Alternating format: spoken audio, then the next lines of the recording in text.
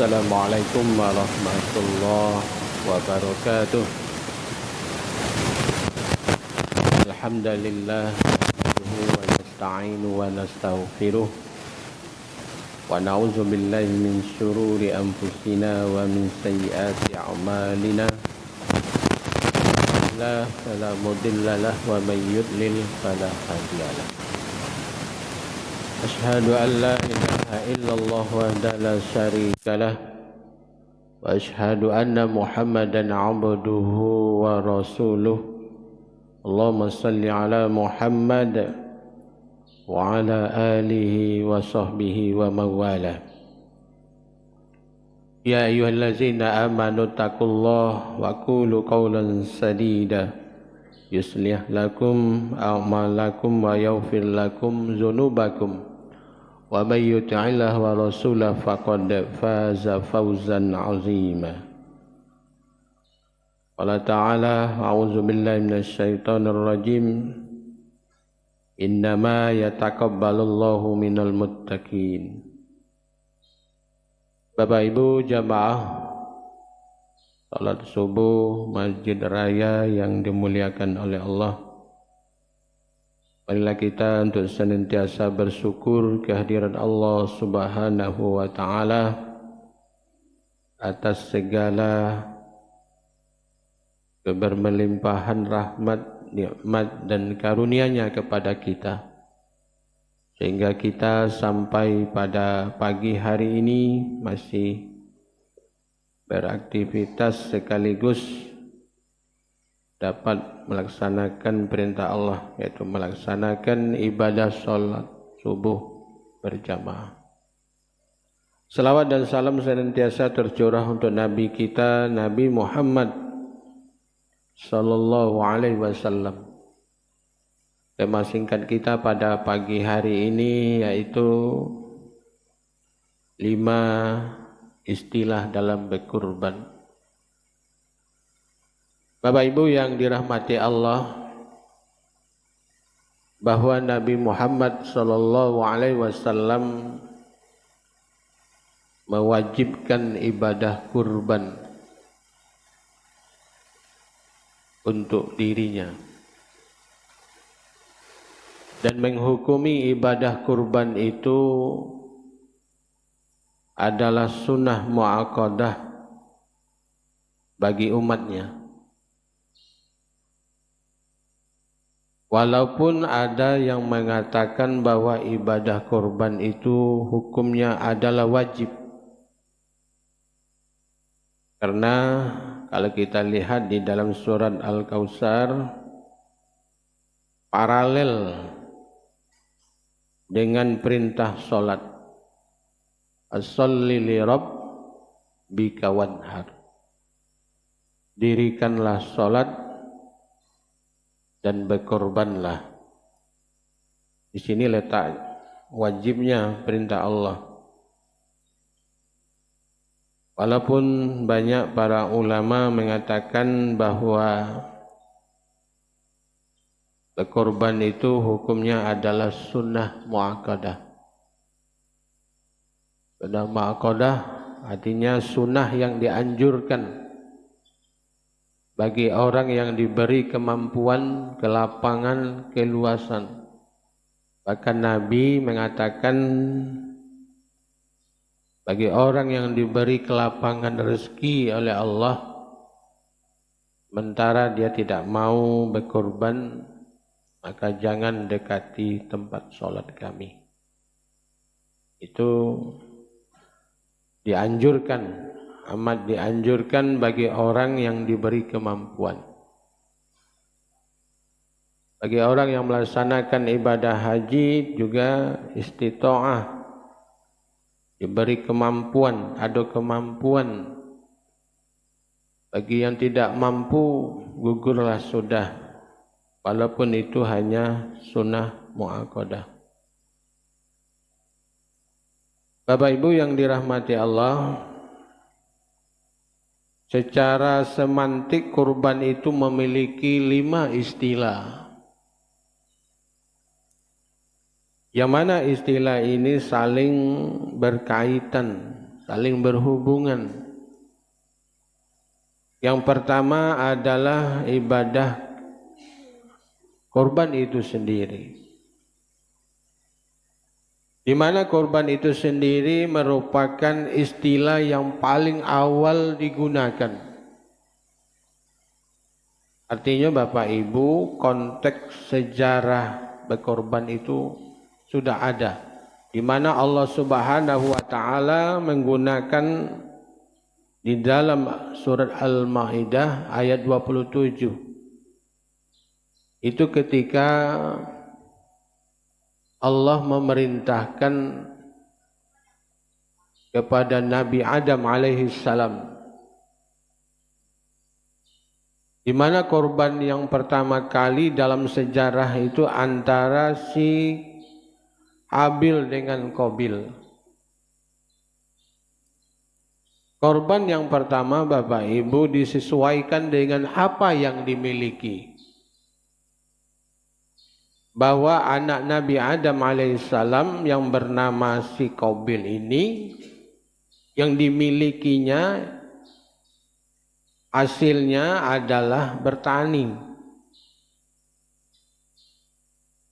Sedangkan si Habil usahanya adalah beternak. Maka mereka ini diperintahkan untuk berkorban. Isi Qabil ini dikorbankanlah sesembahannya dari bahan makanan-makanan atau sayuran-sayuran, di mana korban dia ini karena tidak ikhlas berikan masing-masing baik. Diberikan yang busuk-busuk, yang tidak bagus. Sedangkan si Habil ini memberikan pengorbanannya dalam bentuk sembelihan hewan yang terbagus. Saking ikhlasnya kepada Allah Subhanahu wa taala. Ini yang dikatakan oleh si Habil, innama yataqabbalullahu minal muttaqin. Sesungguhnya Allah Subhanahu wa taala itu hanya menerima korban dari orang-orang yang bertakwa. Sehingga Bapak Ibu, korban si Qabil tidak diterima, korban si Habil diterima oleh Allah Subhanahu wa taala. Inilah awal dari bentuk berkorban. Sebenarnya apa yang dia miliki, itulah yang dikorbankan. Bukan hanya mutlak hewan yang dikorbankan, tapi sesuai dengan apa yang dimiliki. Ini kalau kita lihat tabaktilah sejarah bahwa si Qabil ini ingin menikahi saudara seperutnya, artinya sama lahir dengan dia. Padahal itu tidak boleh menurut yang telah diatur oleh Allah Subhanahu wa taala. Sehingga korban si Qabil tidak diterima. Apa yang dinyatakan oleh si Qabil ini? Korbanku tidak diterima, kau tidak kubunuh. Apa je si Habil ini?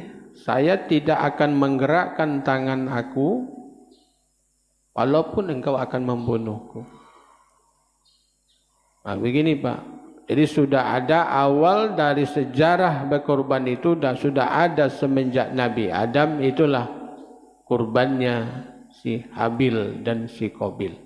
Artinya Bapak Ibu, bahwa orang yang akan melaksanakan sembelihan korban harus sesuai dengan niatnya yang ikhlas karena Allah. Bukan nak nyengok besarnya, nak nyengok berapa banyak dia berkorban. Tetapi dari pengorbanan itu keikhlasannya. Tak ikhlas untuk apa kalau berutuk dalam hati. Yang kedua, kalau kita lihat sebenarnya kalau berkorban itu dijenguk juga dari rezeki yang kita miliki, yang diberikan oleh Allah. Kalau uang banyak sennya, duitnya banyak, tidak salah itu Walaupun orang yang hidupnya pas-pasan bisa berkorban, sikok kambing itu wajar. Kalau bagi orang yang banyak rezeki yang diberikan oleh Allah, harta yang dimiliki, tidak layak dia itu seekor kambing. Layaknya apa? Seekor sapi. Itu layaknya. Jadi kalau kita diberi kemampuan dari rezeki yang dimiliki, yang diberi oleh Allah Subhanahu wa Ta'ala, tidak wajar. Itu sama pengorbanan dengan orang-orang yang bisa dia berkorban, padahal hidupnya pas-pasan, bisa dia berkorban. Dengan orang-orang yang mempunyai kelapangan rezeki yang diberikan oleh Allah, tidak wajar dia memberikan pengorbanannya di jalan Allah dengan hanya seekor kambing. Kalau sekarang nilainya mungkin 2.500.000 sampai 3 juta begitu, tidak wajar. Jadi kalau seandainya Bapak Presiden itu dia berkorban sekok sapi harganya 100 juta, wajar. Wajar itu.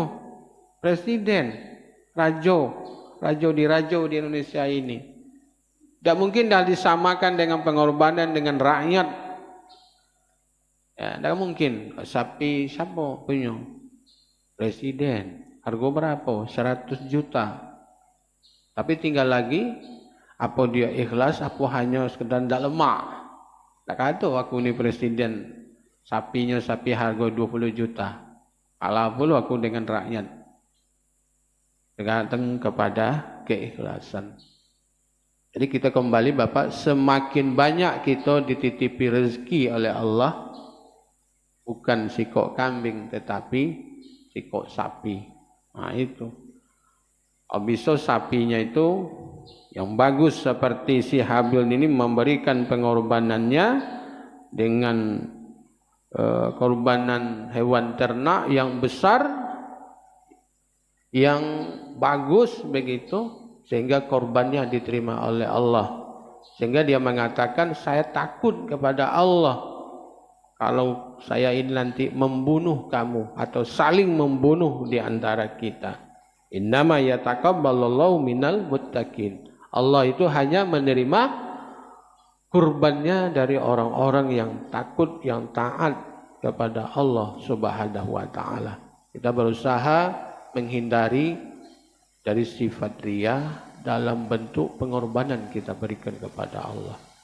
Jadi pesan dari sini adalah berkorbanlah dengan menumbuhkan rasa keikhlasan di dalam diri kita. Bukan karena kalau aku ini berkorban harus tak lemak, tak lemak dengan Allah.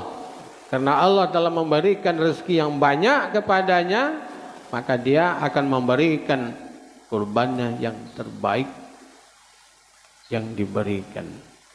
Itu yang pertama. Istilah korban itu sendiri sudah ada semenjak manusia pertama ada. Yang kedua Bapak Ibu, istilah ada dan audiyah, yang artinya adalah binatang penyembelihan. Ada juga yang mengatakan bahwa proses penyembelihan hewan korban itu sendiri. Artinya Bapak Ibu, bahwa korban itu dilakukan yang terbaik itu di waktu pagi, di waktu duha. Boleh orang menyembelih hewan korbannya malam, ya boleh-boleh baik. Seperti di Masjid Istiqlal itu malam, Pak. Dia motongnya malam, besok tinggal pagi, Pak. Tapi yang terbaik itu adalah di waktu di siang hari. Apa pula tidak malam kalau kita di daerah kita ini. Tapi kalau seperti di Masjid Istiqlal itu wajar. Tempatnya, waktunya. Dan dia berkorban itu langsung mendistribusikan kepada daerah-daerah yang sudah tertentu, sudah dibagi-bagi distribusinya. Tak sama dengan kita korban ini, keromok-keromokan baik. Tak seperti itu. Jadi bahwa penyembelihan hewan korban itu waktunya yang terbaik adalah di waktu pagi. Nah, kalau contohnya kita ini lebaran berbeda, Bapak Ibu, berarti 10 Zulhijjahnya juga berbeda. Kalau seandainya kita berkorban, ada yang sholatnya besok, ada yang sholatnya hari ini, nah kita tunggu yang sholatnya besok. Berkaitan dengan sembelihan hewan korban. Kita takut kalau disembelih hari ini, contohnya lebaran hari ini, yang berkorban ada dalam sapi tadi itu, ada yang besok sholatnya. Makanya tunggu dia balik sholat dulu. Sebab kalau waktu penyembelihannya tidak sama, dia belum sholat. Ini perlu diperhatikan kepada panitia korban. Jadi karena hari ini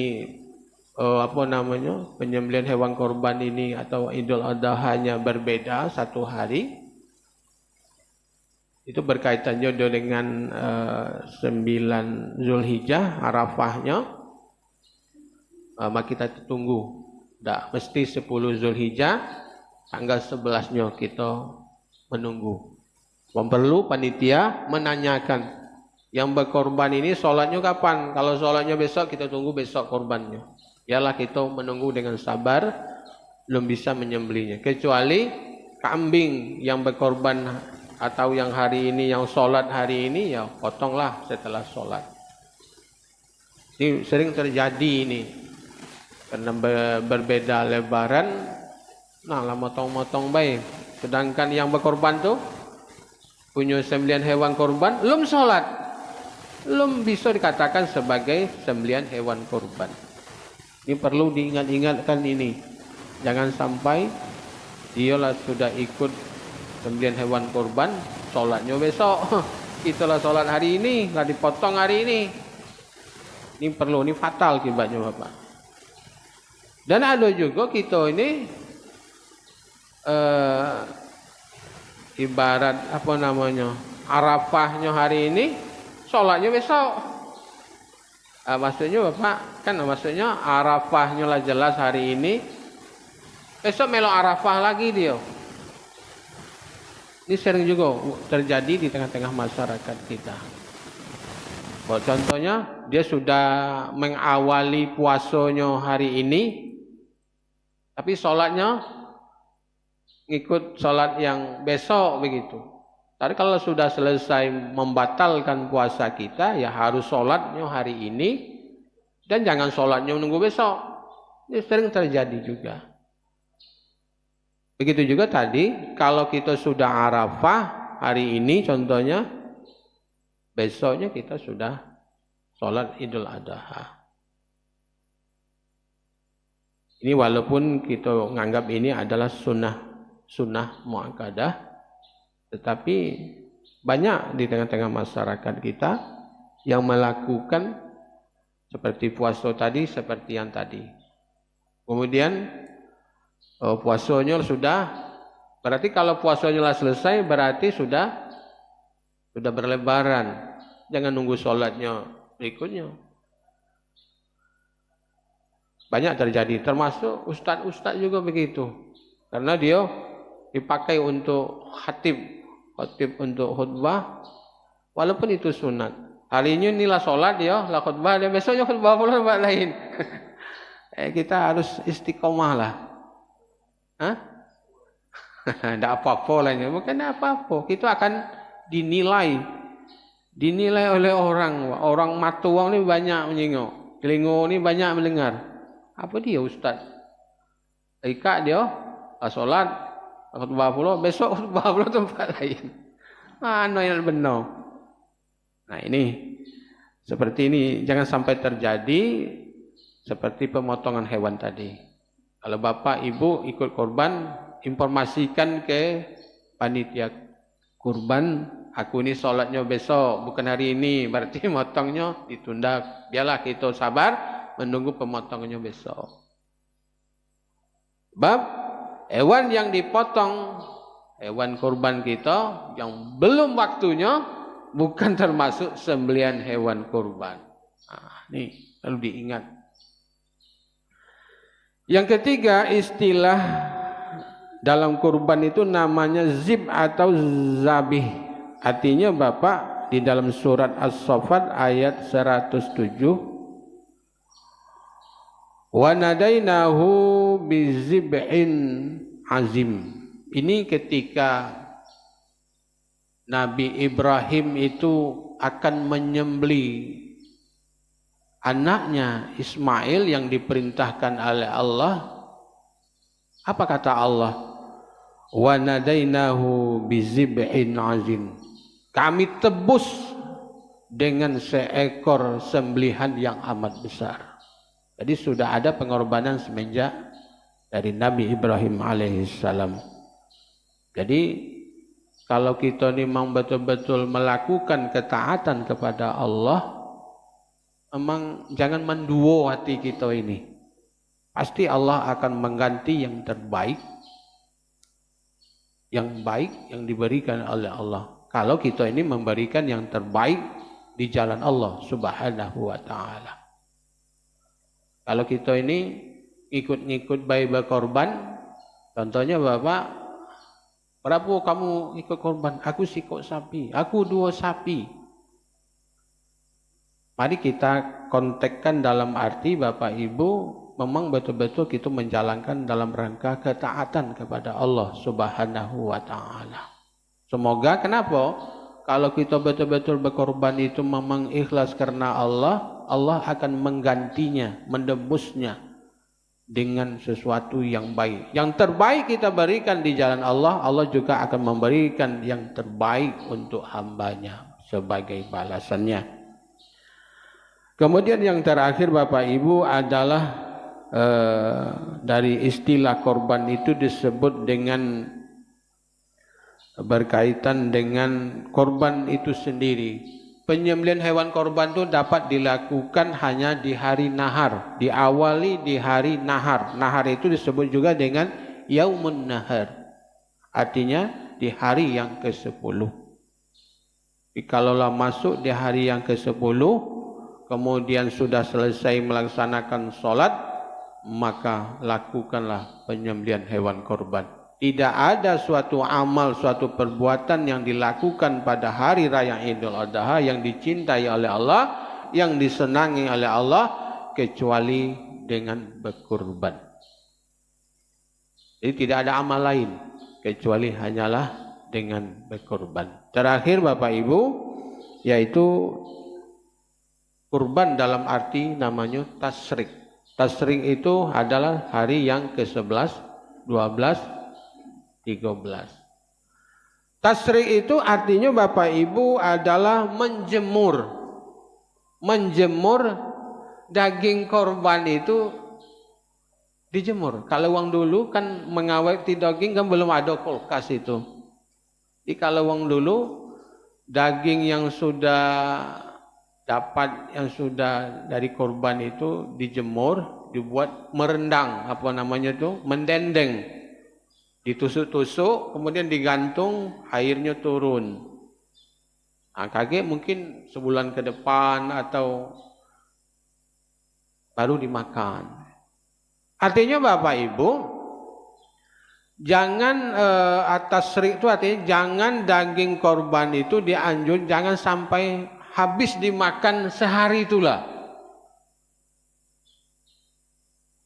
Artinya ada hari tasriknya.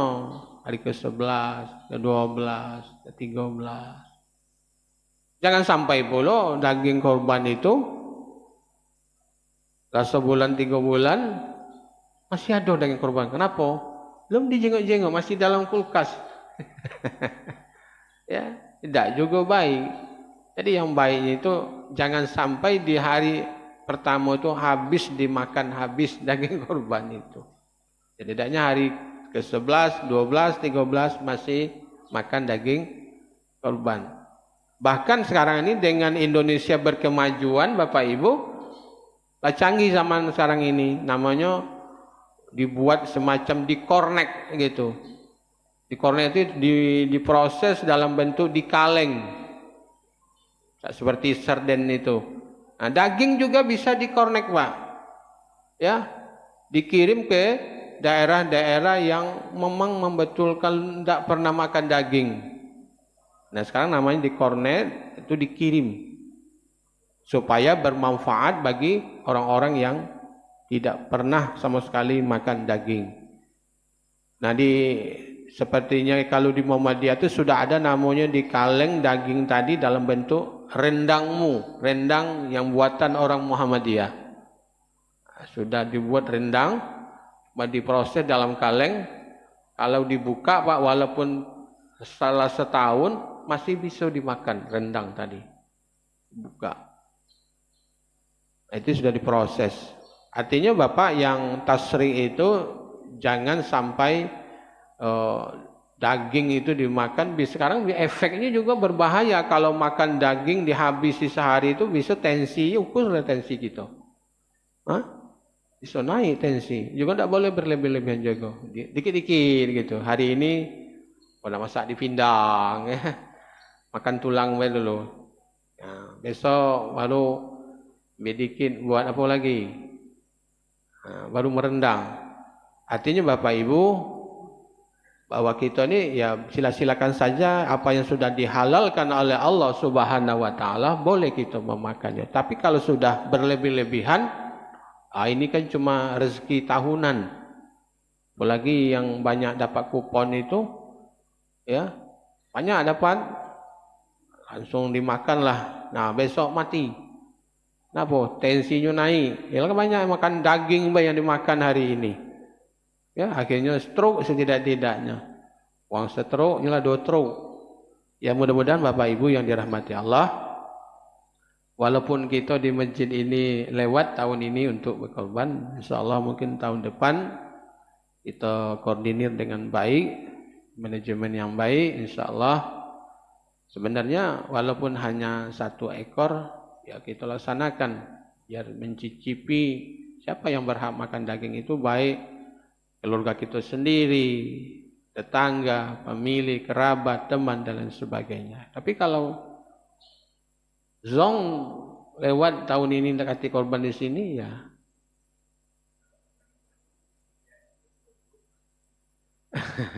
ya tidak apa-apa sebenarnya. Yang penting sebenarnya cukup Pak? Itu kan dalam rangka yang namanya berkorban itu adalah dalam rangka mendekatkan diri kepada Allah, banyak-banyak bertakbir, ya. Di hari ke-10 banyak-banyaklah bertakbir.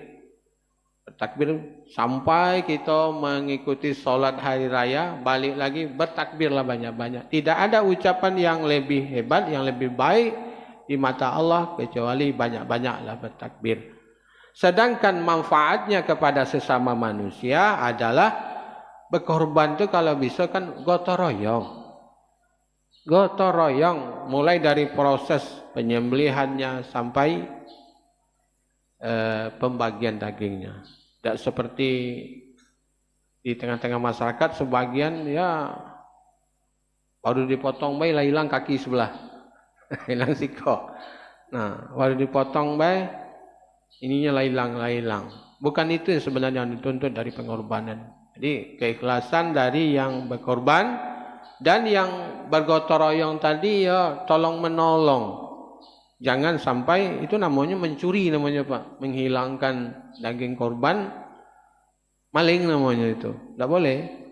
Kalau kita dikasih, ambil. Kalau tidak dikasih, masuk karung namanya kan, dilempar ke arah.